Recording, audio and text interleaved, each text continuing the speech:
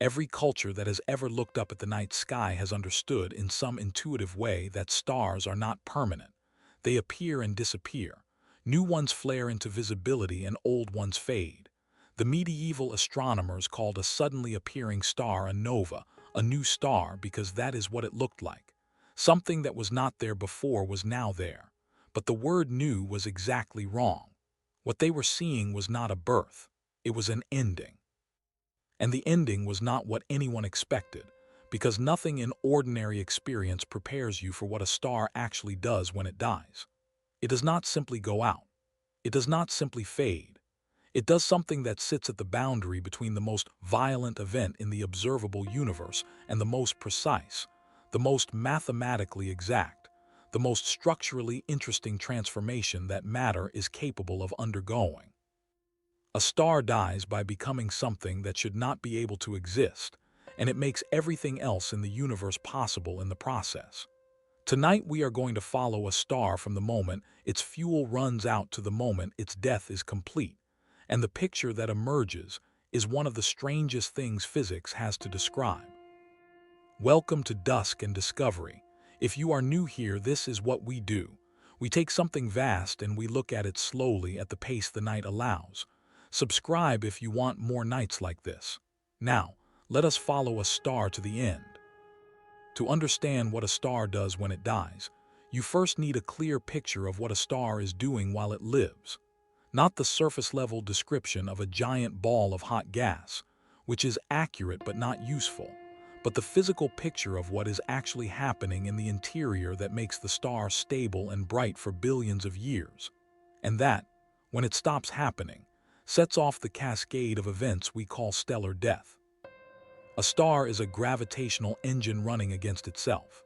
Gravity, the mutual attraction of every part of the star for every other part, is constantly trying to collapse it. Every kilogram of stellar material is being pulled inward by the gravitational attraction of all the material inside it, and the force is enormous. The Sun, which is a medium-sized star, has a core pressure of approximately 250 billion times the atmospheric pressure at Earth's surface.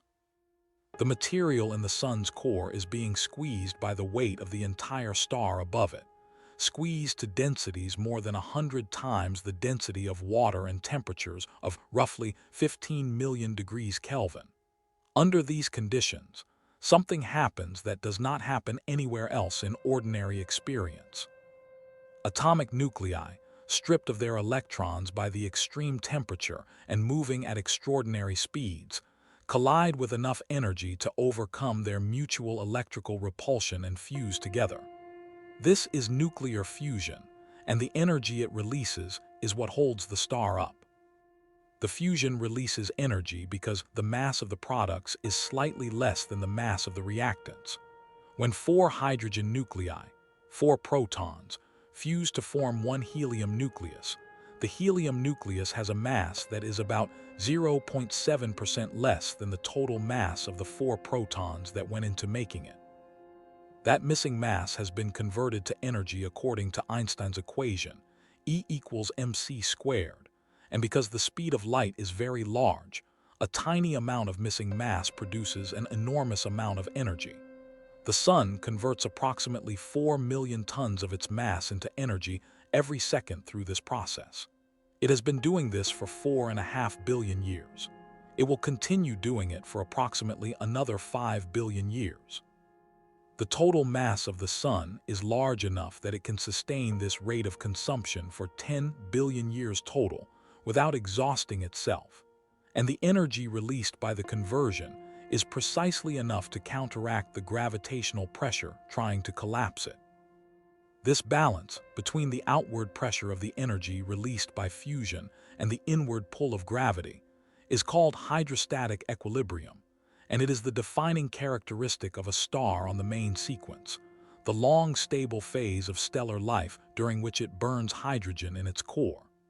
The balance is self-regulating in a specific way that makes main sequence stars extraordinarily stable.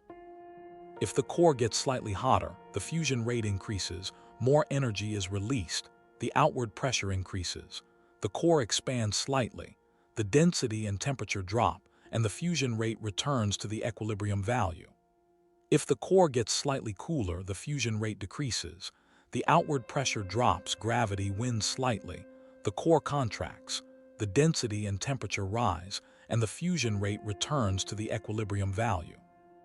The star is a thermostat, constantly correcting small perturbations back to the equilibrium state. This is why main sequence stars burn for billions of years with such remarkable consistency. The hydrogen in the core is not infinite.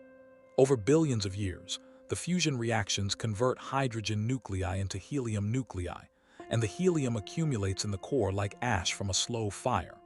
Helium nuclei are harder to fuse than hydrogen nuclei because they carry twice the positive charge and therefore repel each other more strongly. At the temperatures and pressures of a hydrogen-burning stellar core, helium does not fuse. It just accumulates, inert, in the center of the star, while the hydrogen burning continues in a shell around the growing helium core. This is the first step in the sequence of changes that will eventually lead to the star's death, and it is a step that begins billions of years before the star actually expires. As the helium core grows, the star begins to change. The helium core, not generating energy through fusion, contracts under gravity. As it contracts, it heats up, and the heat conducted outward from the contracting core accelerates the hydrogen burning in the shell above it. More energy is produced in the shell, the outer layers of the star expand, and the star begins to grow. This expansion cools the outer layers, which shifts the color of the emitted light from the yellow-white of a main sequence star toward the red. The star is becoming a red giant. For the Sun, this process will begin in approximately 5 billion years, and over the following billion years or so, the Sun will expand to roughly 100 to 200 times its current diameter.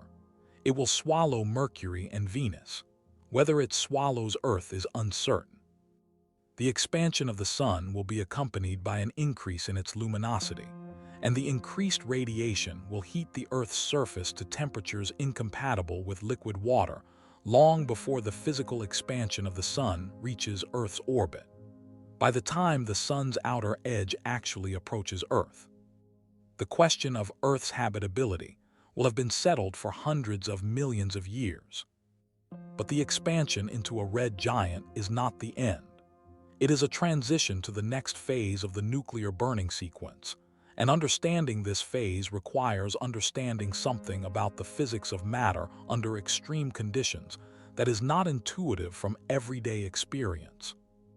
Inside the growing helium core of the red giant, the pressure is rising as the core contracts. At some point, depending on the mass of the star, the pressure in the helium core reaches the threshold at which helium nuclei can begin to fuse. The temperature required for helium fusion is much higher than for hydrogen fusion, approximately 100 million degrees Kelvin, because of the stronger electrical repulsion between helium nuclei. When the helium core finally reaches this temperature and fusion ignites, the event is not a gradual transition. It is an explosion. For stars in the mass range of the Sun, the helium core at the moment of ignition has a peculiar property that makes the ignition catastrophically sudden rather than smoothly progressive. The core has been compressed to such high density that the electrons in it are in a quantum mechanical state called degeneracy, in which the Pauli exclusion principle, the quantum rule that no two identical fermions can occupy the same quantum state, provides the dominant pressure rather than thermal pressure. Degenerate electron pressure is independent of temperature in a way that thermal pressure is not. Normal gas pressure increases when you heat the gas, which provides the self-regulating feedback that keeps main sequence stars stable. Degenerate pressure does not increase significantly when you heat the gas. So when helium fusion ignites in the degenerate core of a red giant, the energy released heats the core, but the increased temperature does not increase the pressure and does not cause the core to expand. Instead, the increased temperature accelerates the fusion rate further, which releases more energy, which heats the core more, which accelerates the fusion rate more, in a runaway process that lasts for a few seconds and releases more energy than the Sun emits in a million years. This event is called the helium flash, and it is among the most dramatic events in the life of a star like the Sun. Despite its violence, it is invisible from outside. The energy released in the helium flash is entirely absorbed by the outer layers of the star and does not reach the surface as a flash of light. From the outside, the star simply continues as a red giant, its external appearance unchanged. Internally, the helium flash lifts the degeneracy of the core, which then expands to a new equilibrium configuration, and the star settles into a new stable phase of helium burning in the core. This new stable phase is called the horizontal branch, and it lasts for roughly 100 million years, much shorter than the main sequence lifetime because there is less helium to burn than there was hydrogen, and because helium burning is less efficient per unit mass than hydrogen burning. During the horizontal branch phase, the star burns helium in its core and hydrogen in a shell around the core, and it is slightly smaller and somewhat hotter than it was as a red giant, though still much larger than a main sequence star. When the helium in the core is exhausted, the same sequence of events repeats at the next level. The helium core, now containing the products of helium burning, which are carbon and oxygen, contracts and heats. The helium burning moves into a shell around the carbon-oxygen core. The hydrogen burning shell above it also continues. The star now has two burning shells and an inert core, and the energy from both shells causes the outer layers to expand again, this time even more dramatically than before. The star becomes an asymptotic giant branch star, swelling to hundreds of times the Sun's current radius, becoming one of the luminous red giants visible to the naked eye in the night sky. The asymptotic giant branch phase is unstable in a way that the earlier phases were not. The two burning shells interact thermally, causing the star to undergo a series of thermal pulses, episodes of dramatically increased luminosity and mass loss that occur every few thousand to 100,000 years. During each thermal pulse, the helium shell flashes briefly like a smaller version of the helium core flash, releasing a burst of energy that pushes the outer layers of the star outward. The outer layers, only loosely bound by gravity at this enormous radius, are driven off into space by the combination of thermal pulsing and the radiation pressure from the luminous core.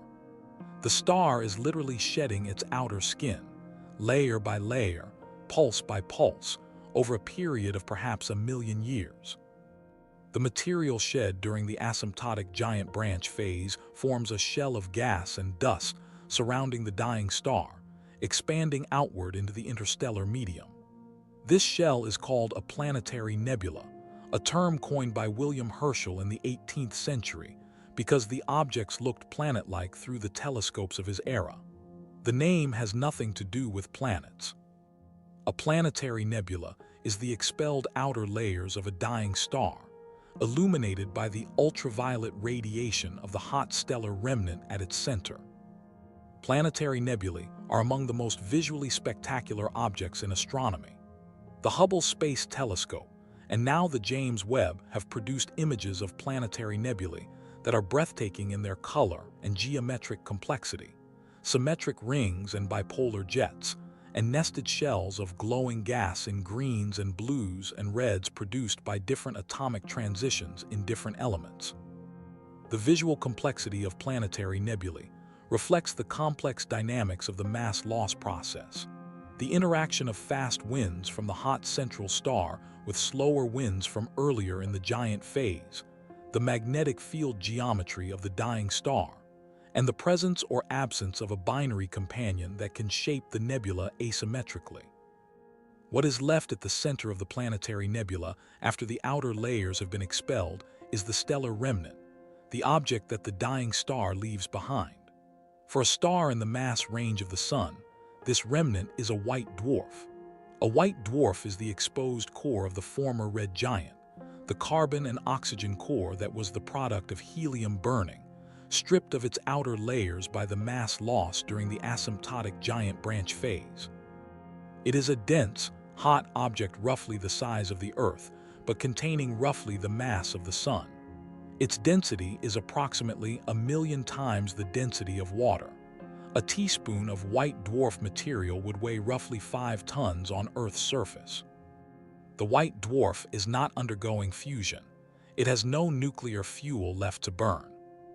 The carbon and oxygen in it could in principle fuse at sufficiently high temperatures, but the conditions in a newly formed white dwarf, while hot, are not hot enough for carbon or oxygen fusion to begin. Instead, the white dwarf is supported against gravitational collapse entirely by degenerate electron pressure, the same quantum mechanical effect that caused the helium flash in the core of its red giant predecessor.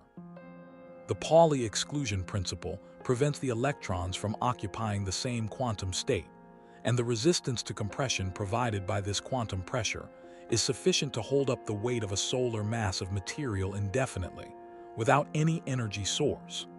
The white dwarf simply sits there, hot and dense and glowing, radiating the heat stored in its interior out into space at a gradually declining rate. Over billions of years, the white dwarf cools. It fades from white to yellow to orange to red to infrared as its temperature drops. The cooling time for a white dwarf to reach temperatures at which it is no longer luminous in visible light is comparable to or longer than the current age of the universe. The universe has not yet had time to produce a fully cooled white dwarf, what would be called a black dwarf. The coolest white dwarfs currently known are still at temperatures of several thousand degrees, products of the oldest stars that have died in our galaxy. They are fatting slowly, and will continue fatting for timescales that dwarf the current age of the universe before they approach anything like true darkness. This is the fate of the Sun. It is the fate of every star with a mass less than roughly 8 times the mass of the Sun, and since such stars make up the overwhelming majority of the stellar population, it is the fate of most stars in the galaxy. But it is not the only fate available to stars, and it is not the strangest one. The fate of more massive stars is different in almost every way, and it produces not the quiet cooling of a white dwarf, but one of the most violent events in the universe, and one of the most exotic objects that physics allows. A star more massive than about 8 solar masses burns faster and hotter than the Sun, lives a much shorter life, and dies in a way that is categorically different from the planetary nebula and white dwarf sequence. The difference is in what happens after the helium burning phase, when the carbon-oxygen core begins to contract. In a low-mass star like the Sun, the core never reaches the temperature required for carbon fusion, and the star expires as a white dwarf after shedding its envelope. In a massive star, the core is heavy enough that the gravitational pressure compresses it further, heating it past the carbon fusion threshold. Carbon burning begins. Carbon burning, at temperatures around 500 million to 1 billion degrees, produces a new suite of elements, primarily neon and magnesium. When the carbon is exhausted, the neon-magnesium core contracts further, heats further, and neon burning begins at temperatures around 1 billion degrees. Neon burning produces oxygen and magnesium. When the neon is exhausted, oxygen burning begins at temperatures around 2 billion degrees, producing silicon and sulfur. When the oxygen is exhausted, silicon burning begins at temperatures around 3 billion degrees, and silicon burning produces iron. Iron is where the sequence ends. Iron is the most stable nucleus in nature, the nucleus with the highest binding energy per nucleon, the endpoint of a long process of nuclear synthesis that has been building heavier and heavier elements from lighter ones, releasing energy at each step. Fusing iron does not release energy. It consumes energy. There is no nuclear fuel left once the core has been converted to iron, because the next step in the fusion sequence requires an input of energy rather than producing one. The iron core is the ultimate ash, the end product of all the burning sequences that the star has been through. The iron core grows as silicon burning continues in a shell around it, adding more and more iron ash to the accumulating mass at the center. The iron core is supported, like the white dwarf, by degenerate electron pressure, but there is a limit to how much mass-degenerate electron pressure can support. This limit was calculated by the Indian physicist Subramanian Chandrasekhar in the 1930s, when he was 19 years old, during a ship voyage from India to Britain. The result of his calculation, now called the Chandrasekhar limit, is approximately 1.4 times the mass of the Sun. When the mass of the iron core exceeds this limit, degenerate electron pressure can no longer hold it up. And when the support fails in an iron core, the collapse is not gradual, it is catastrophic. The iron core collapse begins and completes in less than a second. In that fraction of a second, a core containing more than a solar mass of iron, compressed to densities approaching those of an atomic nucleus, collapses from a size roughly comparable to Earth to a size of roughly 10 to 20 kilometers in diameter. The density at the end of this collapse is so extreme that individual protons and electrons are forced together by the pressure to form neutrons, through the process of inverse beta decay. The core has become a neutron star, a sphere of neutronium 10 to 20 kilometers across and more massive than the Sun, spinning rapidly and radiating magnetic fields of extraordinary strength. What happens next, in the first fraction of a second after the neutron star forms, is one of the most energetic events in the universe, and understanding it requires knowing something about the scale of the energy involved. The gravitational energy released by the collapse of the iron core is approximately 3 times 10 to the power of 46 joules. To put this in perspective, this is roughly 100 times more energy than the Sun will radiate over its entire 10 billion-year lifetime. It is roughly 100 times more energy than a typical galaxy radiates in a year. This energy is released in a fraction of a second, and the way it is released determines the fate of everything above the collapsing core. The energy is released primarily in the form of neutrinos. Approximately 99% of the gravitational energy of the collapse is carried away by a burst of neutrinos produced in the neutronization reactions that convert protons to neutrons. These neutrinos, typically described as particles that barely interact with matter, interact with the infalling stellar material above the collapsing core at a rate that, given the extraordinary density and temperature of that material, is actually significant. The neutrino burst deposits a fraction of its energy into the material above the core, heating it and driving it outward in what becomes the supernova explosion. The mechanics of how the neutrino energy drives the explosion are not fully understood. The shock wave generated by the core bounce, the moment when the collapsing core reaches nuclear density and suddenly becomes incompressible and bounces outward, propagates outward through the infalling stellar material, but tends to stall as it loses energy to photodissociation of iron nuclei in the infalling material. Something revives it. The leading hypothesis is that the neutrino energy deposition in the material behind the stalling shock is what revives it, transferring enough energy to restart the outward expansion. Computer simulations of core collapse supernovae have made enormous progress in reproducing this process, but the exact mechanism of shock revival and the conditions required for a successful supernova explosion, rather than a failed one, are still active areas of research. When the shock does propagate successfully outward through the stellar envelope, the result is one of the most dramatic events visible in the universe. The outer layers of the star, driven by the shock wave and the neutrino energy deposition, are expelled at velocities of 10,000 to 30,000 kilometers per second, a few percent of the speed of light. This explosion is a core collapse supernova, sometimes called a type II supernova, and it briefly outshines the entire galaxy it occurs in. For a period of weeks to months, the supernova is among the brightest objects in the observable universe, visible in daylight from Earth if it occurs close enough in our own galaxy. The last supernova visible to the naked eye in the Milky Way occurred in 1604, observed by Johannes Kepler among others, and it reached a maximum apparent magnitude that made it visible in daylight for several weeks. The material expelled in the supernova explosion is not just hydrogen and helium. It contains all of the elements that were synthesized during the star's nuclear burning sequence: carbon and oxygen and neon and magnesium and silicon and sulfur, and the iron of the core, along with a rich mixture of heavier elements produced during the explosion itself by rapid neutron capture processes, the so-called R-process nucleosynthesis. The R-process produces elements heavier than iron, from cobalt and nickel through gold and platinum and uranium, in the intense neutron flux of the supernova environment. These elements are dispersed into the interstellar medium by the explosion, enriching the gas and dust clouds from which future generations of stars and planets will form.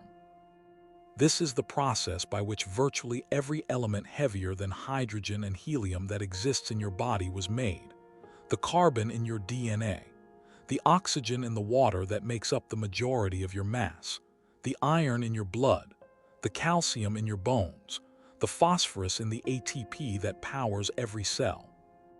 All of it was synthesized in the cores of stars that lived and died before the sun formed, and scattered into the interstellar medium by supernova explosions, and incorporated into the molecular cloud from which the sun and the planets and everything on them assembled. You are, in the most literal physical sense, the ash of dead stars, reassembled by gravity and chemistry into a form complex enough to contemplate its own origin. The supernova explosion disperses the outer layers of the star across light-years of space, creating an expanding shell of hot gas called a supernova remnant. The most famous of these is the Crab Nebula, the remnant of a supernova observed by Chinese and Islamic astronomers in 1054 CE, and now visible as a glowing cloud of gas nearly 10 light-years across, still expanding at over 1,500 kilometers per second, almost 1,000 years after the explosion. At its center, spinning 30 times per second, is the neutron star that formed in the collapse. The Crab pulsar, as it is called, radiates beams of electromagnetic radiation from its magnetic poles that sweep across the sky with each rotation, visible as rapid pulses of radio waves, X-rays, and even gamma rays. It is among the best-studied neutron stars in the galaxy. The neutron star itself, the compact object left behind after the supernova, is perhaps the most exotic piece of ordinary matter in the universe. 10 to 20 kilometers in diameter, more than a solar mass of material, a density of approximately 10 to the power of 17 kilograms per cubic meter, roughly equivalent to the density of an atomic nucleus, a surface gravity 200 billion times that of Earth, a magnetic field 1,000,000,000,000 times stronger than Earth's, and in many cases, a rotation rate that starts at tens to hundreds of times per second immediately after formation and gradually slows over millions to billions of years as the rotating magnetic field radiates energy into space. Inside a neutron star, matter exists in conditions that have no analog anywhere in ordinary experience, and that push our theoretical understanding to its limits. The outer layers of the neutron star, a crust perhaps a kilometer thick, consists of nuclei arranged in a crystalline lattice of extraordinary rigidity, the strongest material in the known universe. Beneath the crust, the pressure is sufficient to dissolve the individual nuclei into a continuous fluid of neutrons, with perhaps a small admixture of protons and electrons and other particles. At the very center of the most massive neutron stars, the pressure may be sufficient to produce exotic forms of matter that have been proposed theoretically, but never confirmed observationally. States in which the quarks inside the neutrons are no longer confined within individual particles, but exist as a free quark-gluon plasma, or in which novel particles called hyperons or even stranger forms of matter appear. The neutron star is, in this sense, a laboratory for physics that cannot be reproduced anywhere on Earth, and its observable properties, its mass, its radius, its spin rate, its magnetic field, its thermal emission, contain information about the behavior of matter at densities and pressures that no terrestrial experiment can achieve. The measurement of neutron star properties has become one of the most productive areas of observational astrophysics in the past decade, driven by gravitational wave detections of neutron star mergers, X-ray observations of neutron star surfaces, and increasingly precise timing measurements of radio pulsars. But even the neutron star is not the strangest endpoint that stellar death can produce. For the most massive stars, those with cores that exceed even the maximum mass that neutron degeneracy pressure can support, the collapse does not stop at the neutron star stage. It continues, through the neutron star configuration, past the maximum mass for stable neutron stars, and into a regime where no known force in physics can halt the collapse. The result is an object from which nothing, not matter, not radiation, not any signal of any kind can escape. The result is a black hole. The collapse does not stop. That is the sentence that separates the neutron star from the black hole, and it is a sentence worth dwelling on before moving through it, because what it implies is something that sits at the edge of what physics can currently describe. In a neutron star, the collapse stops because quantum mechanics intervenes. The Pauli exclusion principle, applied now not to electrons as in the white dwarf but to neutrons themselves, provides a pressure that resists further compression. Neutrons, like electrons, are fermions, particles with half-integer spin that obey the exclusion principle, and neutron degeneracy pressure is what holds the neutron star up against the gravitational weight of more than a solar mass of material compressed into a sphere 20 kilometers across. For neutron stars below a certain mass, this pressure is sufficient. The star holds. But for stellar cores above a threshold of roughly 2 to 3 solar masses, the gravitational pressure exceeds even neutron degeneracy pressure. And when that happens, there is nothing left in known physics that can stop the collapse. The core continues inward, past the neutron star configuration, toward densities and curvatures of spacetime that Einstein's equations describe, but that our physical intuition has no language for. The result is a black hole. A black hole is not a hole. It is not an absence. It is one of the most massive and gravitationally powerful objects in the universe, a region of spacetime where the curvature has become so extreme that the escape velocity, the speed required to leave the gravitational well, exceeds the speed of light. Since nothing travels faster than light, nothing can escape. Not matter, not radiation, not any signal of any kind. The boundary at which the escape velocity equals the speed of light is called the event horizon, and it is one of the strangest surfaces in nature. It is not a physical surface. There is no wall there, no membrane, nothing you could touch or detect locally if you were crossing it. It is a mathematical surface, a boundary in spacetime defined by the geometry of the gravitational field. Crossing it from outside to inside is possible, at least in principle. Crossing it from inside to outside is not, by the laws of physics as we understand them. The size of the event horizon of a black hole, called the Schwarzschild radius after the German physicist Karl Schwarzschild who derived the formula in 1916 while serving in World War I, is directly proportional to the mass of the black hole. For a black hole of 1 solar mass, the Schwarzschild radius is approximately 3 kilometers. For a black hole of 10 solar masses, it is 30 kilometers. For a supermassive black hole of 1 billion solar masses, like the ones found at the centers of large galaxies, it is approximately 3 billion kilometers, roughly 20 times the distance from the Sun to Earth. The event horizon scales linearly with mass, which means that the density inside the event horizon, measured as mass divided by the volume of a sphere of the Schwarzschild radius, actually decreases as the mass increases. A stellar mass black hole is the densest thing in the universe by this measure. A supermassive black hole of sufficient mass has an average interior density lower than water. This counterintuitive fact is a consequence of the Schwarzschild radius scaling, as mass while volume scales as mass cubed. What is inside the black hole is one of the genuinely open questions of physics, and the honest answer is that we do not know with confidence. Einstein's equations of general relativity, which describe the geometry of spacetime in the presence of mass and energy, predict that inside the event horizon all matter falls toward a singularity, a point of infinite density and infinite spacetime curvature at the center. The singularity is the endpoint of the trajectory of anything that falls into the black hole, according to classical general relativity, and it represents a breakdown of the theory. At the densities and curvatures near the singularity, quantum effects that general relativity ignores must become important, and a complete theory of quantum gravity, which we do not yet have, would be required to describe what actually happens there. The singularity is, in this sense, a placeholder for our ignorance about quantum gravity rather than a physical description of what exists. The boundary between what we know and what we do not know about black holes runs along the event horizon in a specific way.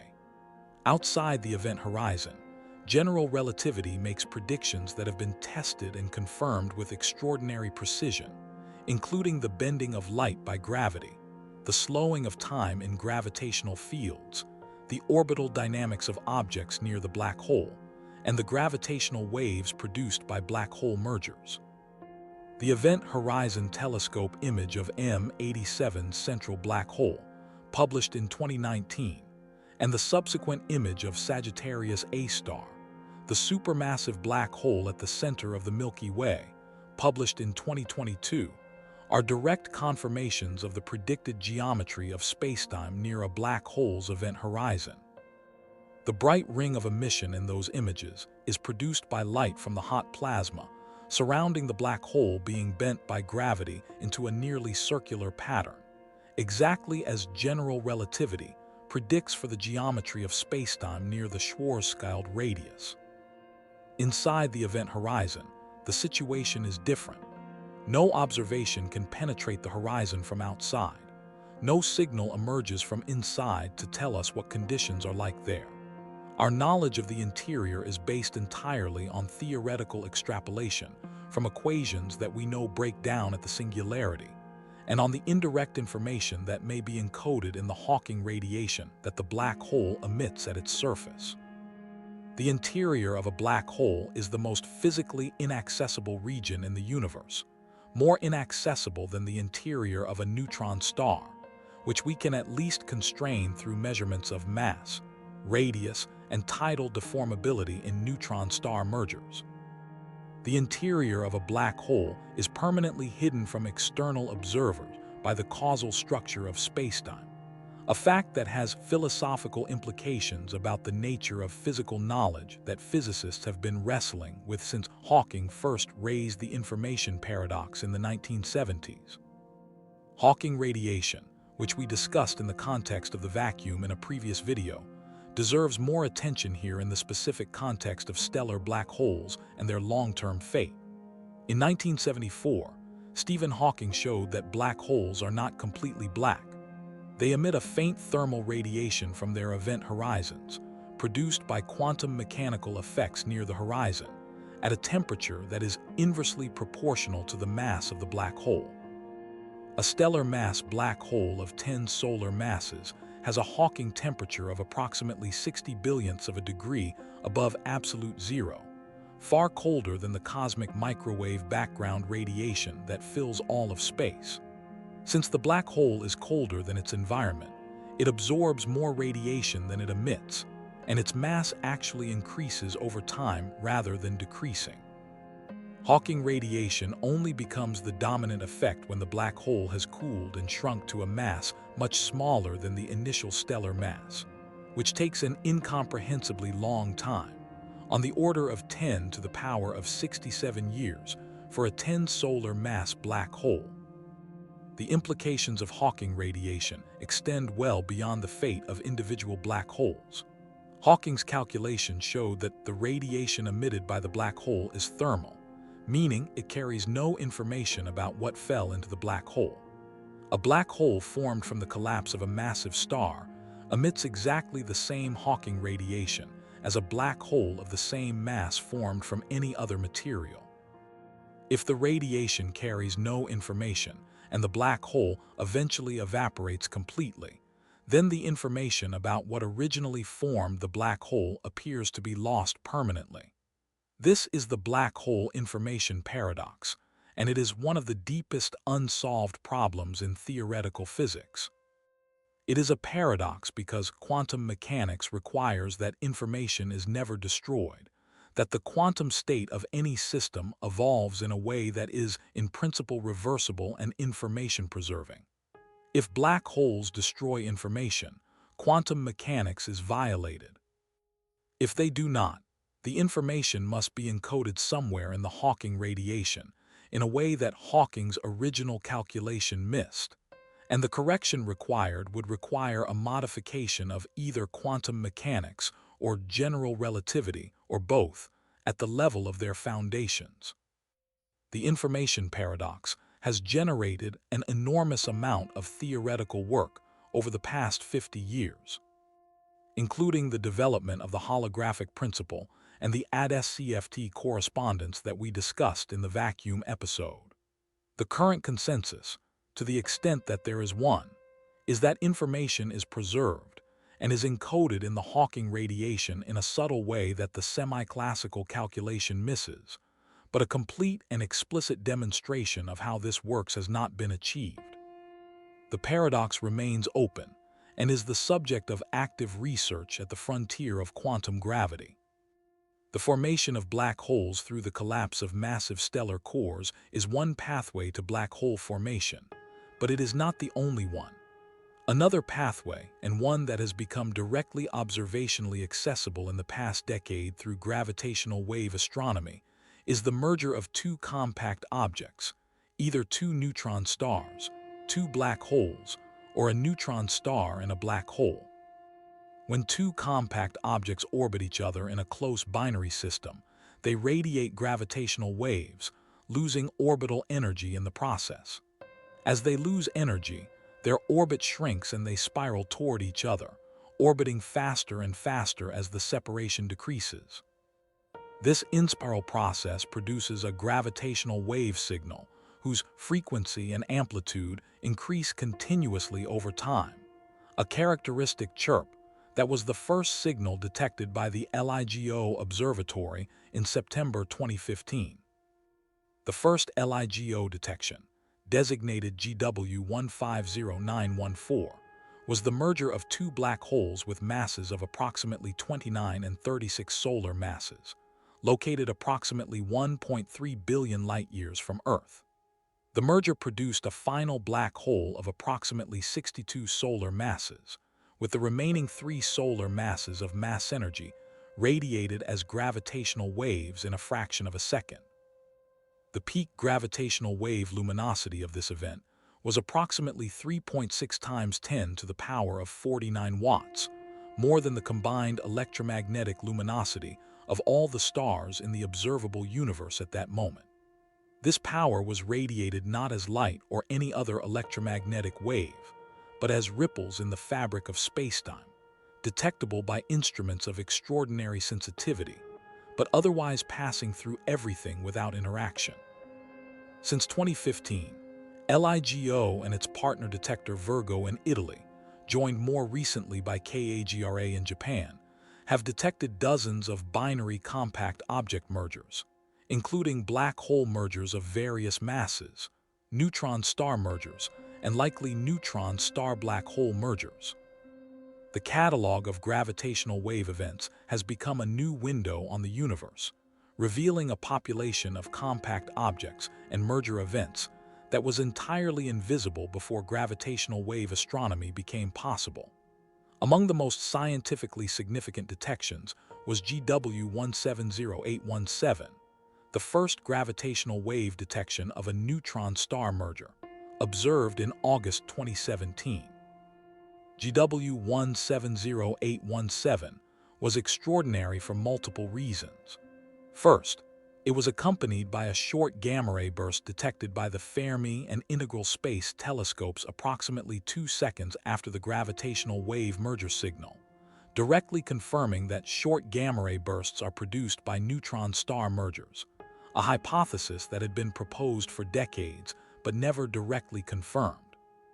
Second, the merger was followed by a multi-wavelength afterglow visible in X-ray, ultraviolet, optical, infrared, and radio wavelengths, produced by the radioactive decay of heavy elements synthesized in the merger.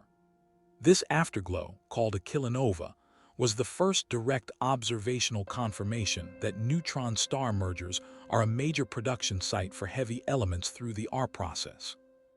The R process, rapid neutron capture nucleosynthesis, is the process by which elements heavier than iron are built up by the rapid addition of neutrons to seed nuclei, faster than the added neutrons can decay. The neutron-rich environment of a neutron star merger is ideal for this process. The enormous neutron flux produced when the outer layers of the two neutron stars are disrupted and mixed during the merger creates conditions in which nuclei can capture neutrons hundreds of times in rapid succession, building up through unstable isotopes to stable heavy nuclei that then decay by beta emission to the final heavy element products. The kilonova afterglow of GW170817 showed spectral features consistent with the presence of strontium, and subsequent analysis suggested the presence of a range of heavier elements including gold, platinum, and lanthanides. The event is estimated to have produced quantities of gold comparable to several times the mass of the Earth. This was not a surprising result in the sense of contradicting theoretical predictions. Neutron star mergers had been proposed as R-process sites for decades, alongside core collapse supernovae. What was surprising was the efficiency of the process and the clarity of the observational signature. The spectrum of the kilonova matched theoretical predictions for R-process nucleosynthesis remarkably well, providing the first direct identification of specific heavy elements being produced in a single astrophysical event. The gold in your jewelry, the platinum in catalytic converters, the lanthanides in the magnets in your devices, the iodine in your body. These elements were produced in events like GW170817, in the merger of pairs of neutron stars that had been spiraling together for millions to billions of years after both formed in separate supernova explosions in the same binary stellar system. The neutron star merger also shed light on the ultimate fate of the merged object. When two neutron stars merge, the combined mass of the remnant depends on the masses of the two stars and on the equation of state of neutron star matter, which determines how stiff or soft the matter is at nuclear densities, and therefore how much mass a neutron star can support. If the combined mass exceeds the maximum mass of a stable neutron star, the remnant collapses to a black hole, either immediately or after a brief period of hypermassive neutron star existence supported temporarily by differential rotation. If the combined mass is below the maximum, a more massive neutron star remains. For GW170817, the combined mass of the two stars was approximately 2.7 solar masses, close to the theoretical maximum for a neutron star, and the observational evidence suggests the remnant collapsed to a black hole relatively quickly after the merger.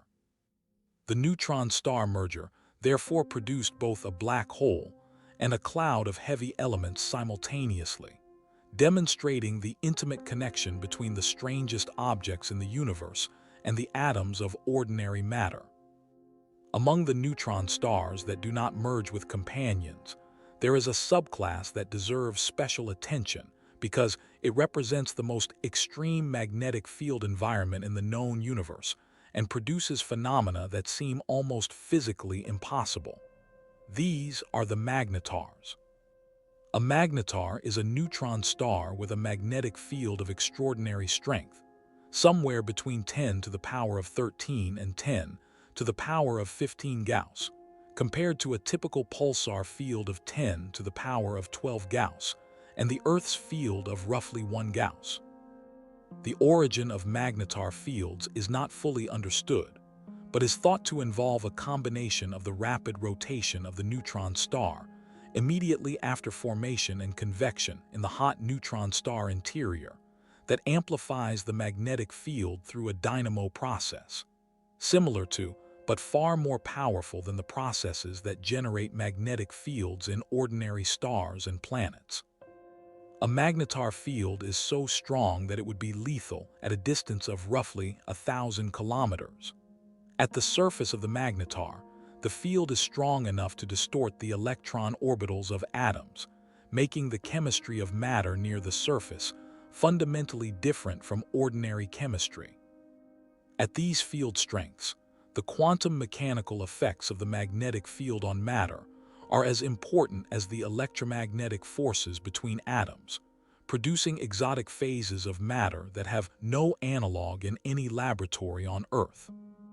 The vacuum near a magnetar is also affected by the field, with quantum electrodynamic effects becoming important at field strengths of approximately 4.4 times 10 to the power of 13 Gauss, close to the fields of the most strongly magnetized magnetars. In this quantum-critical field, the vacuum becomes birefringent, meaning that light traveling through it has different propagation speeds for different polarizations, a purely quantum effect that has recently been confirmed observationally in the polarized X-ray emission from neutron stars. Magnetars produce the most energetic electromagnetic events known below gamma-ray bursts, called magnetar flares or soft gamma-ray repeater outbursts. In December 2004, a magnetar in our own galaxy, designated SGR 180620, produced a giant flare that lasted approximately 0.2 of a second and released more energy in that time than the Sun emits in 250,000 years. The initial spike of the flare was detectable even after reflecting off the Moon, and it was bright enough that it ionized the upper atmosphere of Earth and disrupted radio communications on the night side of the planet, despite the magnetar being approximately 50,000 light-years away.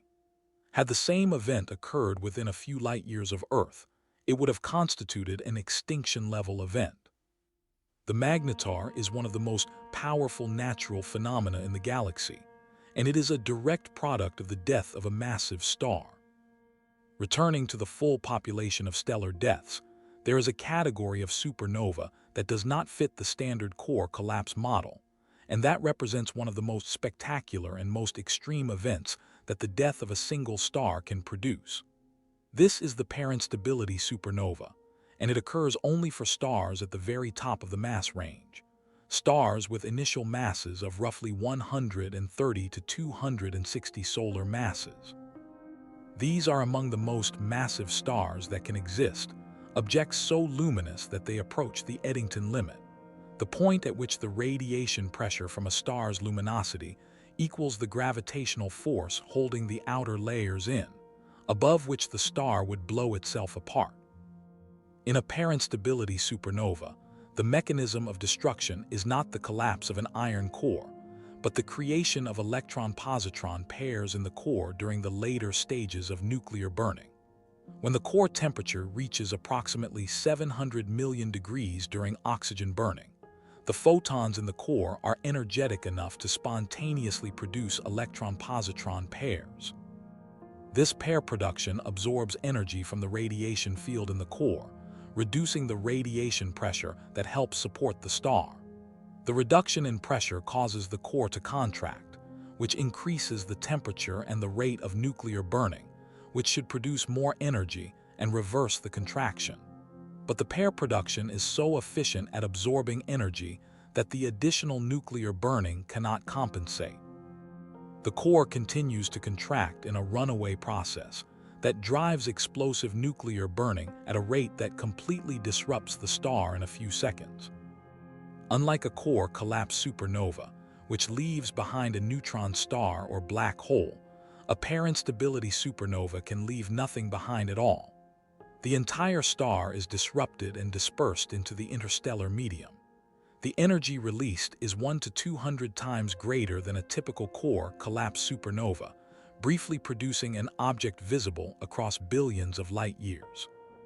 Several candidate parent stability supernovae have been identified in distant galaxies, and they are distinguished by their extraordinary luminosity, their slow evolution, and the spectral signatures of the enormous mass of radioactive nickel-56 produced in the explosive nuclear burning. One candidate event, designated SN 2006 Gi in the galaxy NGC 1260, was for a time the most luminous supernova ever recorded, reaching a peak luminosity roughly 100 times greater than a typical core collapse supernova. At even higher masses, above roughly 260 solar masses, the pair instability is so severe that the explosive nuclear burning in the core is not sufficient to disrupt the entire star. The explosive burning provides a partial support against the collapse, but the gravitational energy of the massive envelope wins and the star collapses directly to a black hole of enormous mass, potentially hundreds of solar masses, in what is called a direct collapse black hole. These objects are of great interest as candidates for the seeds of the supermassive black holes found at the centers of galaxies, which must have grown from some initial seed population early in the universe's history, and may have grown more rapidly if their initial masses were already in the hundreds to thousands of solar masses, rather than the tens of solar masses of ordinary stellar remnant black holes. The chemical enrichment of the universe by stellar death is one of the most profound and least appreciated aspects of the stellar life cycle, and it deserves more than the brief mention it typically receives. The elements in the periodic table were not created in the Big Bang. The Big Bang produced hydrogen, helium, and trace amounts of lithium. Everything else, from carbon to uranium, was produced by stars. The pathway to each element traces through specific stellar processes, and the distribution of elements in the universe reflects the history of stellar birth and death across cosmic time. Carbon and oxygen, the most abundant heavy elements in the universe, are produced primarily in the helium-burning phase of stars in the mass range of the Sun, and in intermediate mass stars that end as white dwarfs. The relative abundance of carbon to oxygen in the universe is set by the competition between two nuclear reactions during helium burning, the triple alpha process that produces carbon and the alpha capture reaction that converts carbon to oxygen. And the balance between these reactions depends on the temperature and density of the helium burning core. The fact that carbon and oxygen are both abundant, rather than one dominating completely, is in part a consequence of a remarkable coincidence in nuclear physics that Fred Hoyle predicted in 1953 before it was confirmed experimentally.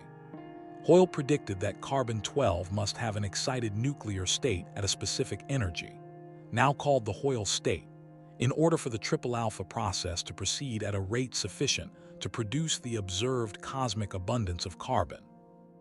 If the Hoyle state did not exist at that particular energy, carbon would be much rarer in the universe and carbon-based life would not exist. The Hoyle state was confirmed experimentally shortly after Hoyle's prediction, and it remains one of the most striking examples of a successful theoretical prediction in nuclear astrophysics.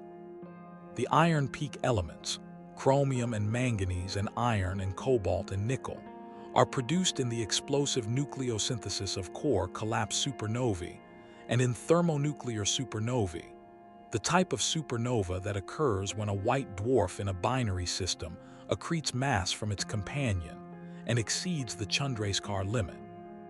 Thermonuclear supernovae, called type Ia supernovae, are particularly important as cosmic distance indicators because they have a relatively standard peak luminosity that can be calibrated using the relationship between luminosity and the rate at which the supernova fades. It was the use of type Ia supernovae as standard candles that led to the discovery of the accelerating expansion of the universe in 1998, the observation that earned the Nobel Prize in Physics in 2011. The elements heavier than iron, from copper and zinc through gold and platinum and uranium, require the capture of neutrons by existing nuclei, a process that proceeds through two channels depending on the neutron flux available. The slow process, or S process, occurs in the helium-burning shells of asymptotic giant branch stars, where the neutron flux is modest, and neutrons are added to nuclei slowly enough that unstable isotopes have time to decay before capturing another neutron. The S process produces elements up to bismuth, the heaviest stable element. The rapid process, or R process, which we discussed in the context of neutron-star mergers, occurs in environments of extremely high neutron flux, where neutrons are added faster than beta decay can occur, producing a chain of increasingly neutron-rich isotopes that eventually reach stability through a cascade of beta decays.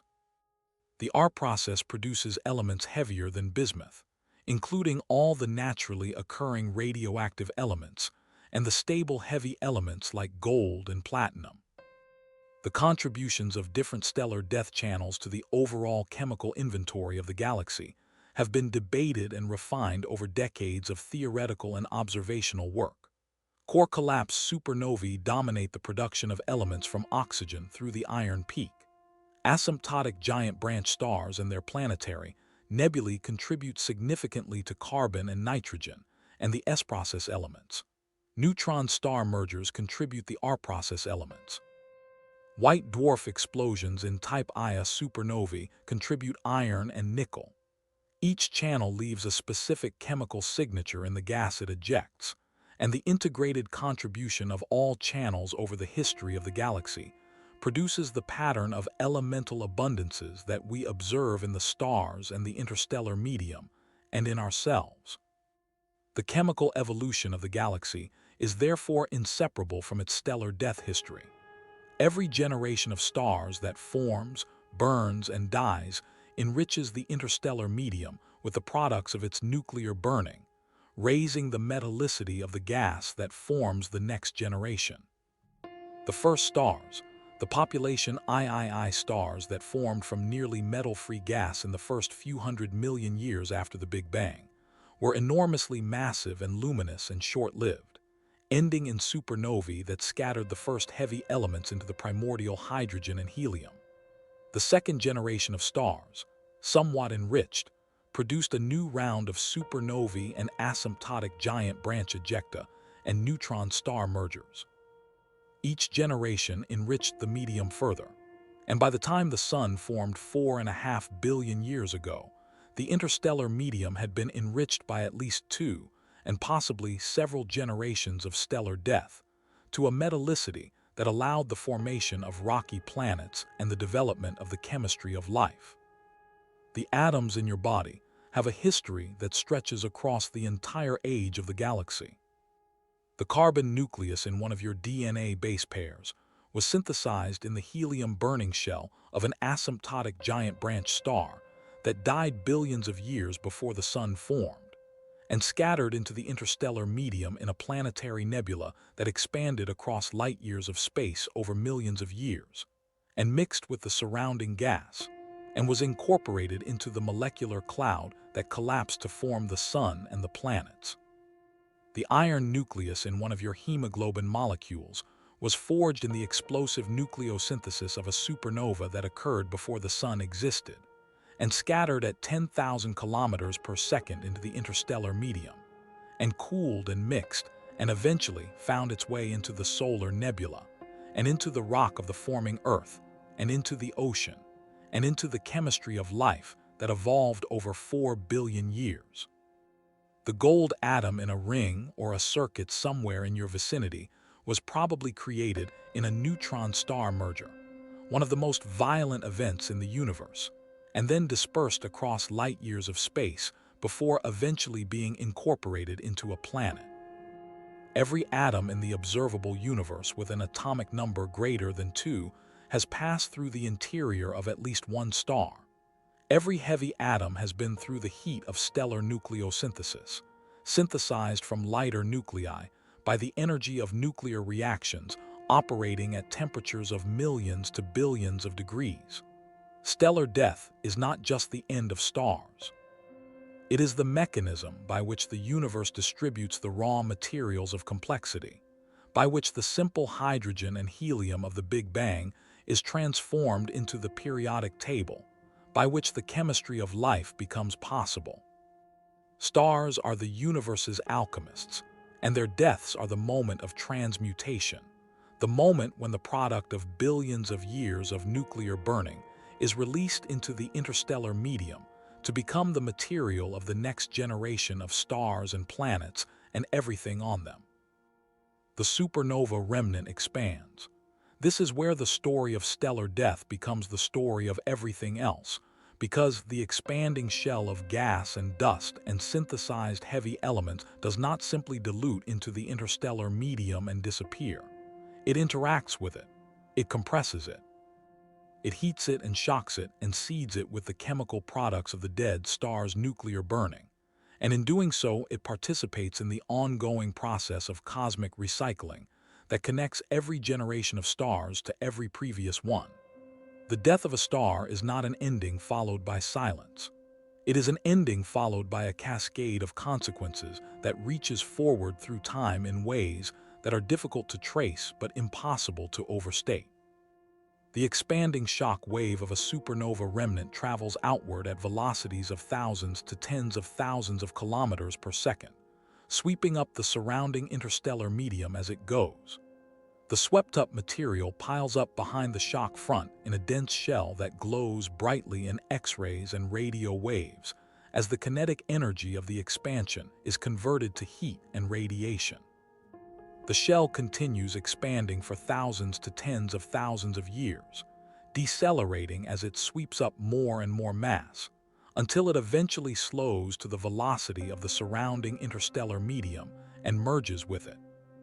By that time, a single supernova remnant has swept through a volume of the interstellar medium, roughly 20 to 100 light-years in diameter, enriching it with the heavy elements from the explosion and injecting kinetic energy that contributes to the turbulent motions of the interstellar gas. The shock wave from a supernova can also trigger the collapse of nearby molecular clouds. Molecular clouds, the cold, dense regions of the interstellar medium where stars form, are supported against gravitational collapse by turbulent motions and magnetic pressure as well as thermal pressure. They are not in a state of free collapse. They require a trigger to begin the gravitational runaway that produces new stars.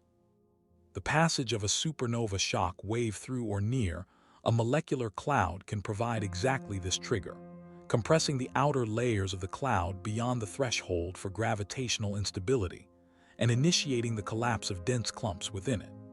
The new stars that form from these collapsing clumps are the chemical inheritors of the dead star, whose explosion triggered their formation, their natal gas enriched with the heavy elements from the supernova ejecta. There is evidence that our own solar system formed in this way. Certain isotopes found in primitive meteorites, the oldest solid material in the solar system, have abundances that cannot be explained by the long-term nucleosynthetic history of the galaxy, but require a recent injection of freshly synthesized material from a nearby supernova or asymptotic giant branch star shortly before or during the collapse of the solar nebula. Aluminum-26, an unstable isotope that decays to magnesium-26 with a half-life of approximately 700,000 years, is found in meteorites at abundances that require it to have been freshly produced and incorporated into the solar system within a few million years of its creation, well before it would have decayed to undetectable levels. Similarly, iron-60, with a half-life of about 2.6 million years, is found in excess abundances consistent with a supernova injection. The most natural explanation is that a supernova occurred within roughly 20 to 60 light-years of the forming solar system, injecting freshly synthesized isotopes into the collapsing molecular cloud, and possibly triggering or accelerating the collapse that produced the sun and planets. This is a remarkable thought. The supernova that may have triggered the formation of our solar system also enriched it with the very radioactive elements that heated the interiors of the newly formed planetesimals and protoplanets, melting them, differentiating their interiors into cores and mantles, and setting up the geological activity that has sustained Earth's habitability for 4.5 billion years.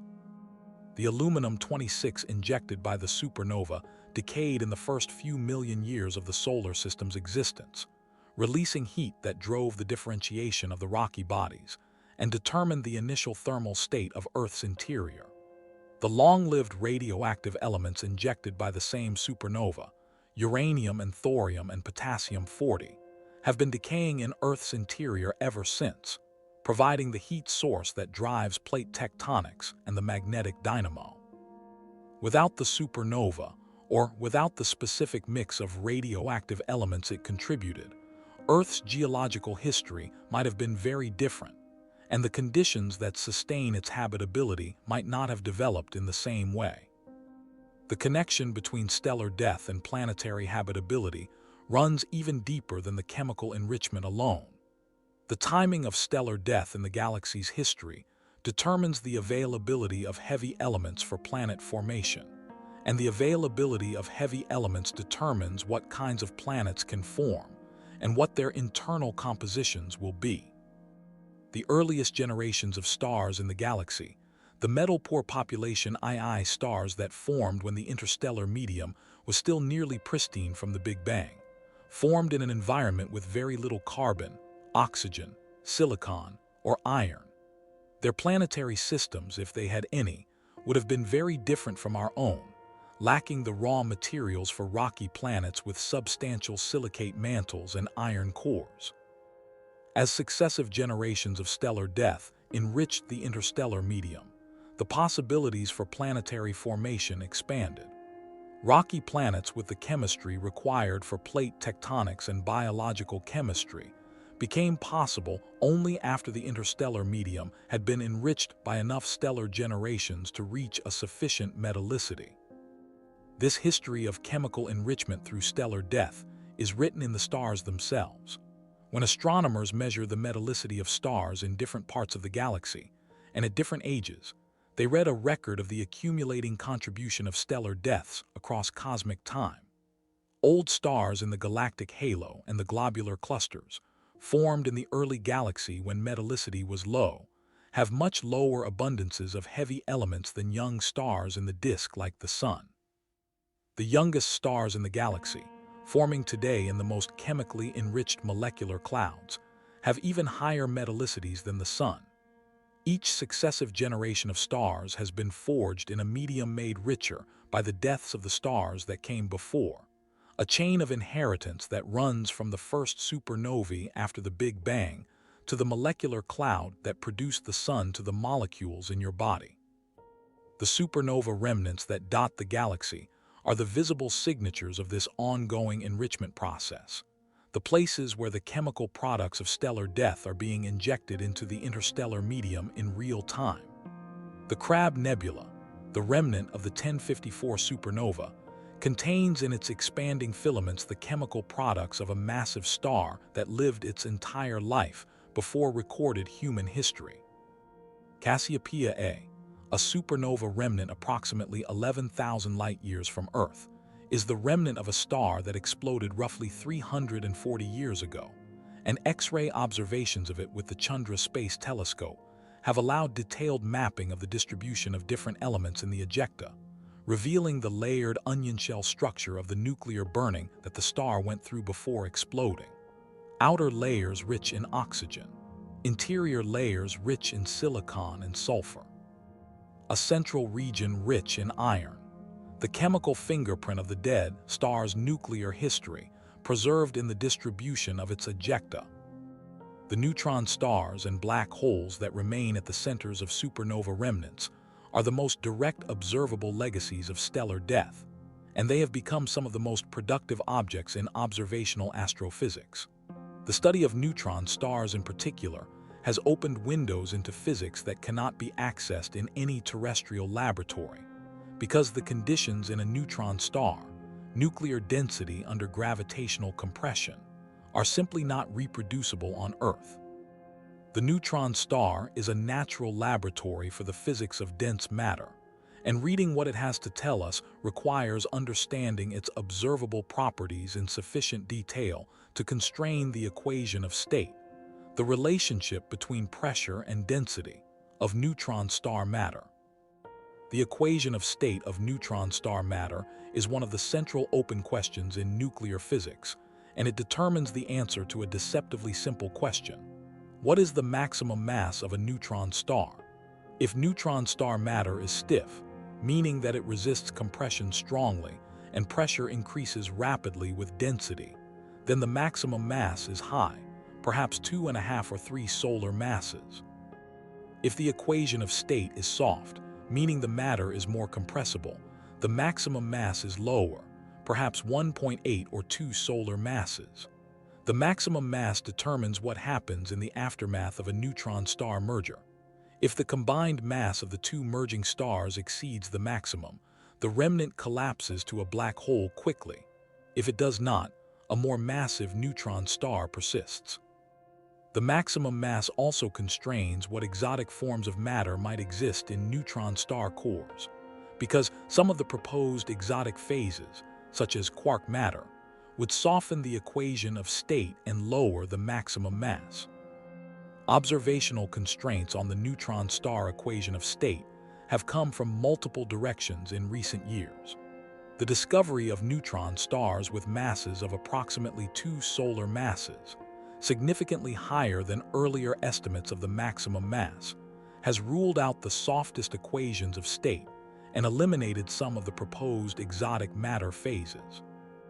The gravitational wave observations of GW 170817, combined with measurements of the tidal deformability of the two neutron stars during the inspiral, have constrained the radii of neutron stars to be approximately 11 to 13 kilometers, providing information about the stiffness of the matter at densities intermediate between nuclear saturation density and the extreme densities of the core.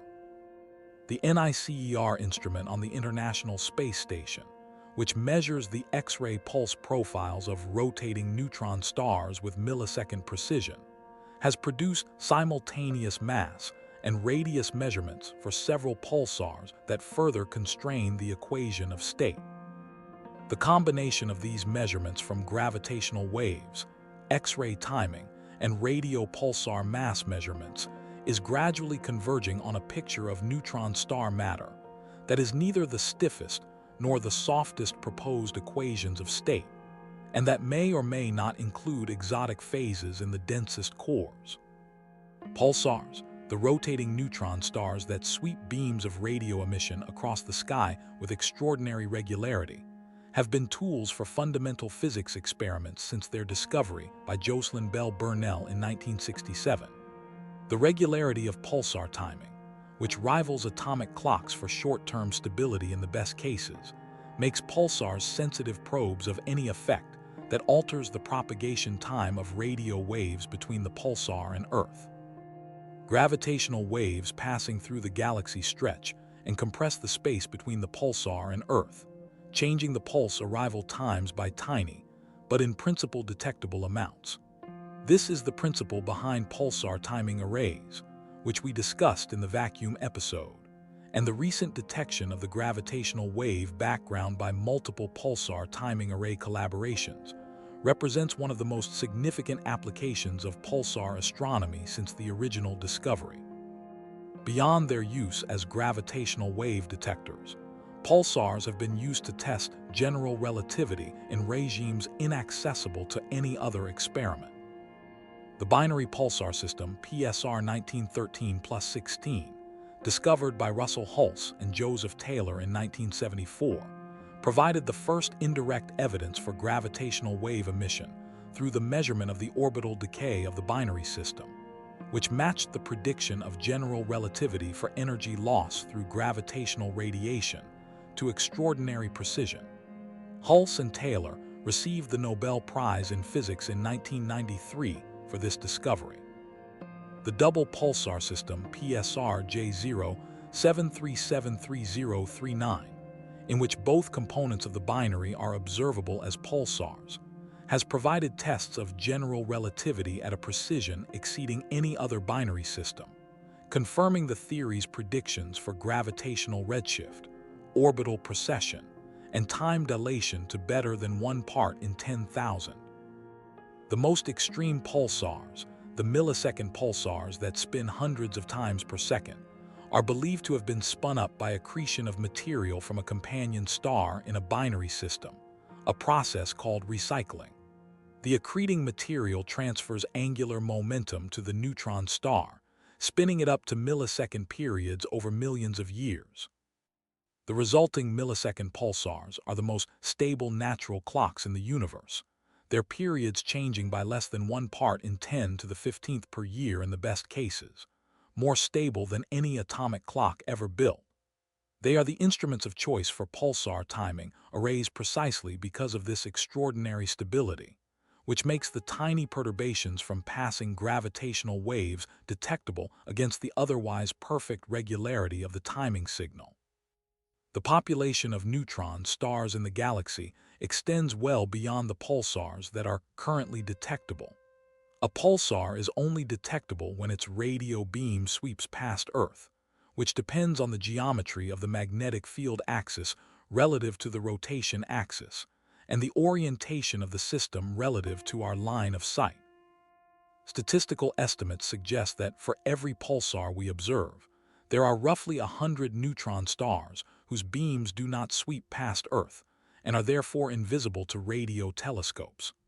The total neutron star population of the Milky Way is estimated at roughly 1 billion objects, accumulated over the 10 billion year history of massive star formation and death in the galaxy.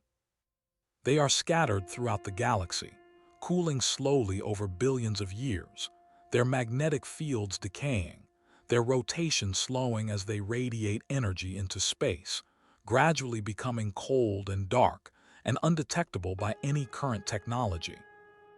The black holes left behind by the most massive stellar deaths are similarly difficult to detect in isolation.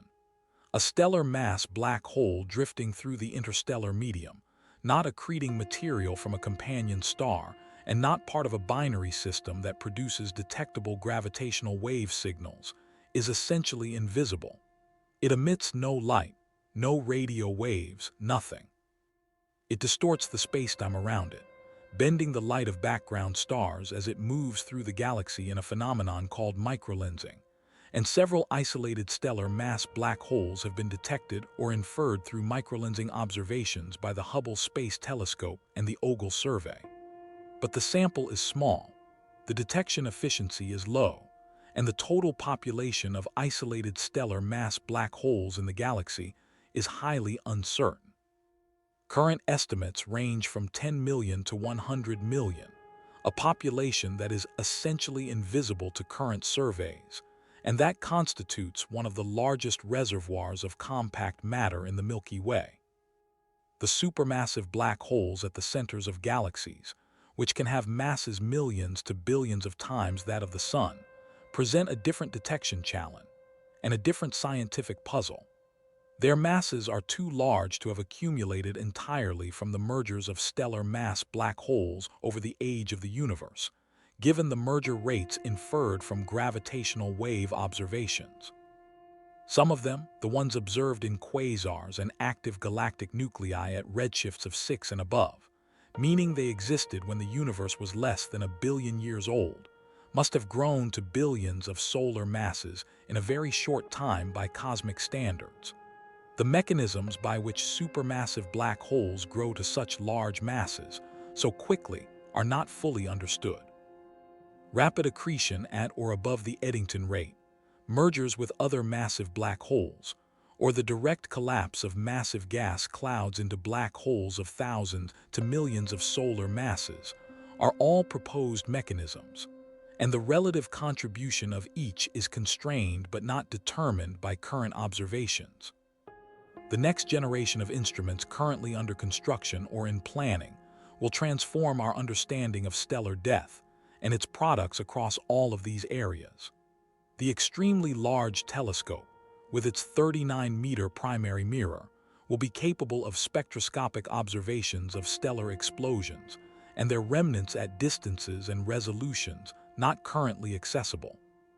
The square kilometer array will detect pulsars in other galaxies for the first time, dramatically expanding the sample of known pulsars and enabling new tests of general relativity in systems with more extreme parameters than anything in our own galaxy.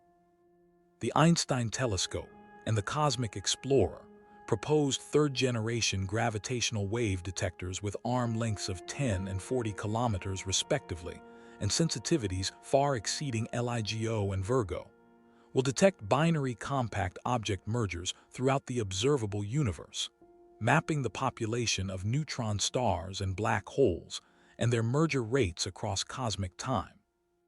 The science returned from these instruments will not just fill in numbers in a table. It will resolve questions that are currently open at a fundamental level. The equation of state of neutron star matter will be constrained to the point where specific theoretical models can be confirmed or ruled out. The mass function of stellar mass black holes will be characterized across the full range of progenitor masses, revealing the mapping between stellar death and remnant mass that is currently understood only in broad outline. The R-process nucleosynthesis contribution of neutron star mergers versus core collapse supernovae will be quantified through kilonovae observations at sufficient distances and numbers to provide a statistically significant sample. The formation pathways of supermassive black holes will be constrained by gravitational wave observations of massive black hole mergers at high redshift, a science case that is the primary motivation for the LISA space-based gravitational wave detector.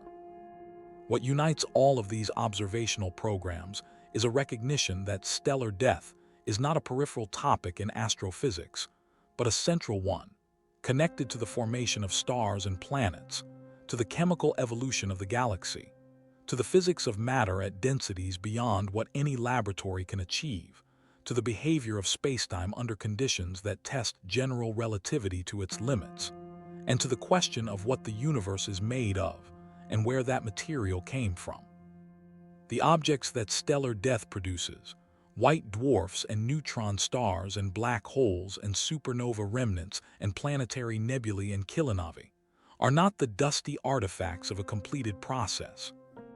They are active participants in the ongoing story of the universe, shaping the environment of the interstellar medium, triggering the formation of new generations of stars, providing natural laboratories for the most extreme physics, and encoding in their observable properties the answers to questions that touch the foundations of our understanding of nature.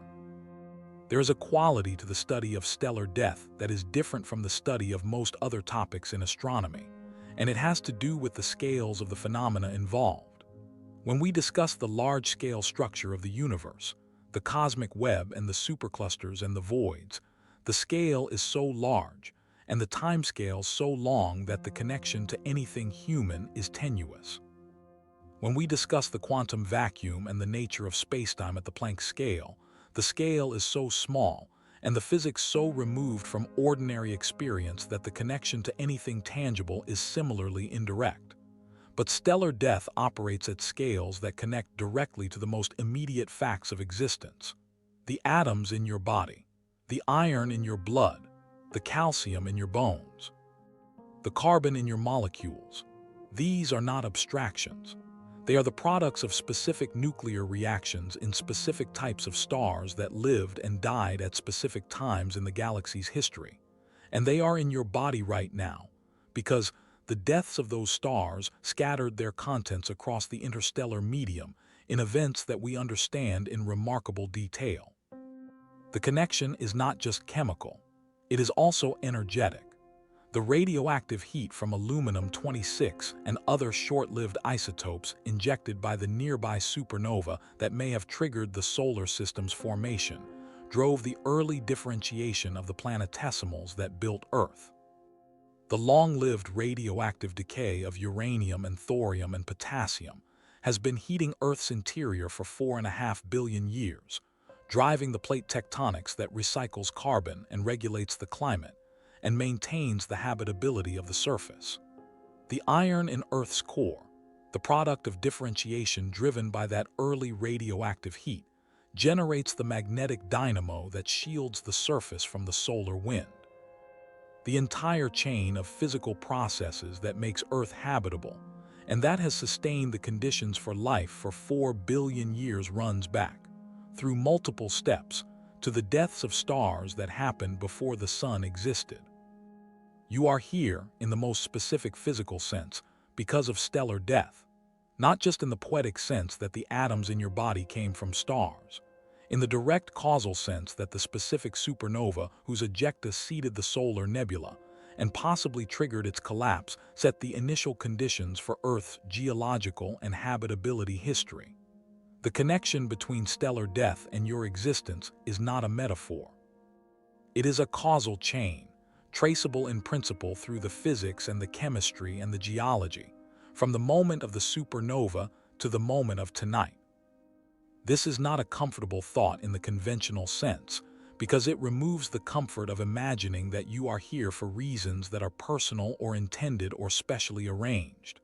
But it is a thought that replaces that comfort with something more interesting and more durable, which is the actual picture of what happened. Stars lived. Stars died. Their death scattered the material of their interiors across the galaxy. That material found its way into molecular clouds that collapsed into new stars with planetary systems. On one of those planets, in a corner of a galaxy in a supercluster in an observable universe 13.8 billion years old, the chemistry that the stellar deaths made possible organized itself over 4 billion years into something complex enough to look back at the stars and understand, in the language of physics and mathematics, what those stars were doing and what their deaths produced. The understanding itself is a product of the same process. The neurons in the brain doing the understanding are made of carbon and oxygen and nitrogen synthesized in stellar cores. The electrical signals they use are carried by sodium and potassium ions, elements produced in stellar nucleosynthesis. The energy powering the understanding comes from ATP, built from phosphorus that was produced in supernovae, consuming oxygen produced by photosynthesis, which fixed carbon from an atmosphere, whose carbon came originally from volcanic outgassing of material, accreted from a solar nebula seeded by stellar deaths. Every step of the causal chain that produces the act of understanding stellar death is itself a product of stellar death. The universe understands its own history through us, and the history it understands is written in the deaths of stars. The understanding is made of stellar ash. That sentence closes the loop on something that most discussions of stellar death leave open, because most discussions of stellar death treat the death itself as the endpoint, the dramatic finale of a stellar biography, the moment after which there is nothing more to say about that particular star. But the death is not the endpoint. The death is the mechanism. It is the process by which the universe converts a concentrated store of nuclear energy and heavy elements into a dispersed cloud of enriched material that becomes the raw ingredient for the next generation of everything. The death is not the end of the story. It is the hinge on which the story turns, the moment that connects what came before to what comes after, the pivot between one cosmic generation and the next. Understanding this changes how the night sky looks. When you look at a star, you are looking at something in the middle of a process, not at a static object. The light arriving at your eye was produced by nuclear reactions happening in the stellar core right now, fusion that is simultaneously producing the energy that makes the star shine and building up the helium ash that will eventually force the star into its red giant phase and its subsequent death. Every photon from every star in the sky is a report from an ongoing transformation, the gradual conversion of hydrogen into heavier elements and energy, proceeding at whatever rate the stellar mass dictates, toward whatever endpoint the mass specifies. The sky is not a display of permanent things. It is a snapshot of a process, taken at this particular moment in cosmic history, when a large number of stars happen to be in the middle of their main sequence lives, and the sky is therefore full of light. That snapshot will not last. The universe has a finite inventory of stellar fuel, and it is being consumed. The rate of star formation in the Milky Way today is roughly 1 to 3 solar masses of new stars per year, a fraction of the peak rate of perhaps 10 to 20 solar masses per year that the galaxy reached several billion years ago. The rate has been declining as the available supply of cool gas in the galaxy's disk is consumed by star formation and locked into stellar remnants, and it will continue declining over the coming billions of years as the reservoir empties. At some point in the far future, the last molecular cloud in the Milky Way will collapse and fragment and produce the last generation of stars. And after those stars have lived their lives, the era of new star formation will be over. The galaxy will still contain the stars formed in all previous generations, aging and dimming and eventually dying, but no new ones will replace them. The last massive stars to die will be the most spectacular. Massive stars live short lives, tens of millions of years at most, and they die violently in supernovae. The last supernova in the Milky Way, whenever it occurs, will be the last injection of freshly synthesized heavy elements into the interstellar medium, the last dispersal of a stellar core's nuclear burning products across the galaxy. After that event, the interstellar medium will no longer be receiving fresh material from stellar deaths. The chemical evolution of the galaxy will be complete, its inventory of heavy elements fixed at whatever level has been reached by that point, and the subsequent history of those elements will be one of slow redistribution through the motions of stars and the fatting of the remaining gas, not of new synthesis. The last intermediate mass stars to die will shed their planetary nebulae and leave behind white dwarfs in the quiet, unhurried way we described earlier. These white dwarfs will cool over trillions of years, fatting from white to yellow to red to infrared, their light diminishing on timescales that make the current age of the universe seem brief. The last of them to form will outlive every other structure in the galaxy, except the most massive black holes, their cooling curves extending hundreds of trillions of years into the future before they approach anything like true darkness. What the galaxy looks like in this era, the degenerate era that follows the end of stellar formation, is almost impossible to convey by reference to anything in current experience. The sky, if you could see it, would contain no burning stars. There would be no diffuse glow of a Milky Way, no regions of nebulosity lit by young stellar clusters, no supernovae brightening briefly against the background. There would be only the faint and cooling white dwarfs, the neutron stars spinning slowly down from their original rapid rotations, the black holes drifting invisibly through a galaxy that no longer glows. The electromagnetic inventory of the universe in this era is dominated by the cosmic microwave background, still present and still expanding, stretched to even longer wavelengths by the additional billions of years of cosmic expansion, at a temperature so close to absolute zero that its photons carry almost no energy. The galaxy is dark. The universe is cooling. But even in this era, the objects left behind by stellar death are still doing things. The white dwarfs, cooling toward the black dwarf configuration that the current age of the universe is not yet old enough to have produced, are still radiating. The cooling radiation from a trillion white dwarfs over trillions of years is a significant contribution to the thermal budget of the universe in the degenerate era, a slow release of energy stored from the nuclear burning of the previous era. The neutron stars, their magnetic fields decaying and their rotation slowing over billions of years, are still sweeping their beams through the darkening galaxy, still detectable in principle by a pulsar timing array operated in that distant era, though there would be no one to operate it and nothing to do with the data. The black holes are the most long-lived of the stellar remnants and the most consequential for the deep future. They continue accreting whatever material drifts within their gravitational influence, growing slowly in the sparse environment of the degenerate era. They merge occasionally when two happen to come close enough for gravitational radiation to bring them together on a timescale shorter than the age of the universe at that point. Their Hawking radiation is negligible for stellar mass black holes on any timescale relevant to the degenerate era, but it becomes the dominant process in the ultimate far future, when the black holes have outlasted everything else, and the universe has entered the black hole era, the epoch in which black holes are the last complex structures remaining. The black hole era ends when the last black hole has evaporated. The largest black holes, the supermassive ones at the centers of galaxies, take the longest. 10 to the power of 100 years is the approximate timescale for a supermassive black hole to evaporate through Hawking radiation, a number so large that the entire current age of the universe is to it as a single second is to the current age of the universe. When the last supermassive black hole has evaporated, emitting its final burst of Hawking radiation into a universe that by then contains almost nothing else, the era of stellar remnants is truly over. The objects produced by stellar death have all completed their trajectories.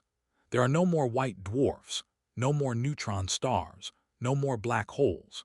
There are only the relic photons and neutrinos from the Big Bang, and from the long history of stellar burning and stellar death, stretched and cooled by the expansion of space to wavelengths and energies so low that the distinction between radiation and nothing is more philosophical than physical. This is the terminus of the story of stellar death, played out over a duration that makes all of human history, all of Earth's history, all of the current age of the universe, into something infinitesimally brief by comparison. The stars burned and died. Their deaths built the periodic table and scattered it across the galaxy and triggered the formation of new stars and planetary systems, and eventually the conditions for life and intelligence. The intelligence looked up and studied the stars and understood the deaths, and traced the connections between the deaths and its own existence. And then, over timescales measured in numbers that require exponents of exponents to write, the remnants of the deaths cooled and faded and evaporated into the thermal background of a universe that had run its stellar program to completion. There is a specific strangeness to holding this timeline in the mind that is worth nomming before we get to the night and the quiet. The strangeness is this: the era during which stellar death was happening, the era during which supernovae were exploding, and neutron stars were spinning, and white dwarfs were cooling, and planetary nebulae were expanding, and kilonovae were producing gold, and the interstellar medium was being enriched, and new stars were forming from the enriched gas. This era is brief. Cosmically brief, roughly 100 trillion years, which sounds enormous until you compare it to the timescales of the degenerate era and the black hole era. The stelliferous era, the era of stars, is a relatively short and intensely active phase in a much longer history, a phase of concentrated nuclear burning and chemical production and energetic events that bookends an incomparably longer era of slow cooling and silence. We live inside that brief, active, luminous phase. We live during the era when the sky is full of burning stars, when supernovae occur at rates of roughly 2 per century in the Milky Way, when neutron star mergers happen at rates of roughly 1 per 100,000 years in our galaxy, when the interstellar medium is being continuously stirred by stellar winds and supernova shocks, and the outflows of asymptotic giant branch stars. We live during the era when stellar death is an ongoing and frequent process, when the products of that death are continuously being scattered into the galaxy and incorporated into new generations of stars and planets, when the chain of cosmic recycling that connects every atom in our bodies to the deaths of previous stellar generations is still actively operating. This is not the eternal state of the universe. It is a phase, a long one by human standards, but a phase.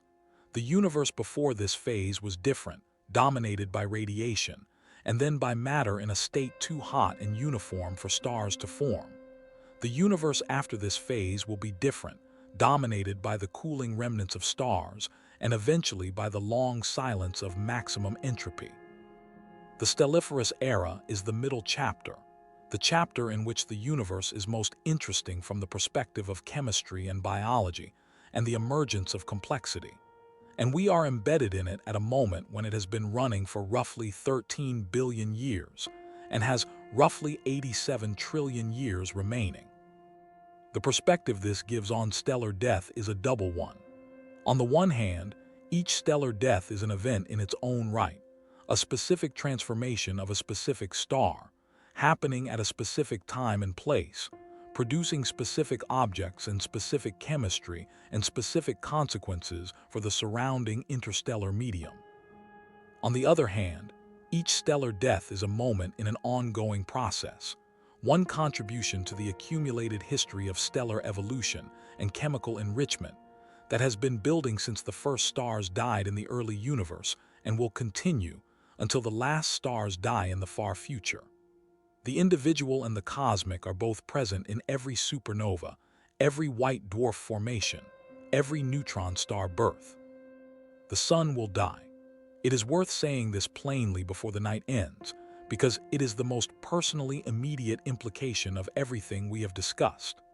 The sun will exhaust its hydrogen in approximately 5 billion years, swell into a red giant, shed its outer layers in a planetary nebula, and leave behind a white dwarf roughly the size of Earth and roughly the mass of the current sun. By human standards, this is so far in the future as to be functionally infinite, more than 1,000 times longer than Earth has existed, more than 300 times longer than multicellular life has existed on Earth. It is not a threat on any timescale relevant to any concern that any human or any civilization we can currently imagine would have. But it is real, and it is written into the physics of the sun as certainly as the sunrise tomorrow morning is written into the rotation of the Earth. The white dwarf that the sun becomes will cool for trillions of years. It will outlast the Earth, which will be engulfed or severely disrupted by the sun's red giant phase long before the white dwarf stage. It will outlast the moon, which will spiral slowly outward over billions of years and eventually be lost entirely when the sun sheds its outer layers. It will outlast the solar system in any recognizable form. But it will still be the sun, in the sense that it will contain the nuclear ash of 4.5 billion years of the sun's hydrogen burning, the accumulated helium and carbon and oxygen of a stellar lifetime, compressed into a sphere roughly the size of Earth and cooling, slowly toward the endpoint that the current age of the universe has not yet produced. At some point, so far in the future that the number requires a number of digits that exceeds the number of atoms in the observable universe to write, the sun's white dwarf remnant will be as cold as the surrounding space. It will be a black dwarf, a cold, dark sphere of crystallized carbon and oxygen drifting through a galaxy that by then looks nothing like the Milky Way, in a universe that has long since passed through the eras of stellar formation and stellar remnants, and has entered the deep cold of the degenerate era. The sun will be there, dark and cold and silent, for as long as the universe continues, which may be forever. Everything the sun ever was will still be there. Not the light, which will have long since dispersed. Not the warmth, which will have radiated away over billions of years. Not the planets, which will have been lost or destroyed. But the matter, the carbon and oxygen and neon and traces of heavier elements in the white dwarf core that will persist in the cold remnant for as long as the universe permits matter to persist. The sun's biography does not end with its death. Its matter continues, in a different form, in a different era, in the quiet of a universe that has moved past the phase in which things like the sun burn. The night sky tonight contains the light of stars at every stage of this biography. Young stars still gathering material from their birth clouds, blue-white and hot and brief. Middle-aged stars like the sun, stable and steady, converting hydrogen to helium in their cores at a rate that will sustain them for billions of years. Old stars in their red giant phases, swollen and cool, and shedding their outer layers. Planetary nebulae catching the ultraviolet light of their central white dwarfs and glowing in colors that the human eye cannot see without a telescope. Neutron stars spinning in the dark, sweeping their radio beams through the galaxy. The scattered light of supernova remnants, the material of dead stars still expanding outward from the events that killed them thousands of years ago. All of these things are in the sky right now, at this moment, and each of them is a moment in the same continuous process, the long stellar biography of the universe written across the full range of stellar masses and ages. The light from the nearest stars left them years ago. The light from the farthest stars visible to the naked eye left them thousands of years ago. Some of those stars have already changed since the light now reaching your eye was emitted. Some of them have expanded into red giants.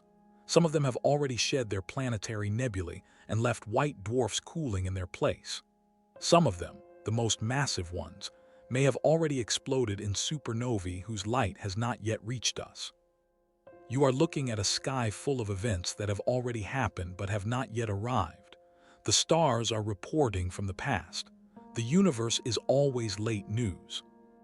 And somewhere in the galaxy, right now, a massive star is in the last few thousand years of its life, its silicon-burning core accumulating iron ash at a rate that will become catastrophic within a geologically negligible time. The iron core is approaching the Chandrasekhar limit. The collapse is coming. In a fraction of a second that could be happening at this moment, or in 1,000 years, or in 10,000 years, the core will cross the threshold. The collapse will begin. The neutron star or black hole will form, and the shock wave will propagate outward through the stellar envelope and drive it into space at a significant fraction of the speed of light. A new supernova remnant will be born. New heavy elements will be scattered into the interstellar medium. A new neutron star will begin its long, slow spin down. Or a new black hole will form, silent and invisible, the most extreme transformation that matter can undergo, all of it happening in a star we may or may not be able to see from here, whose light may not reach us for years or decades after the event itself. This is what the night contains.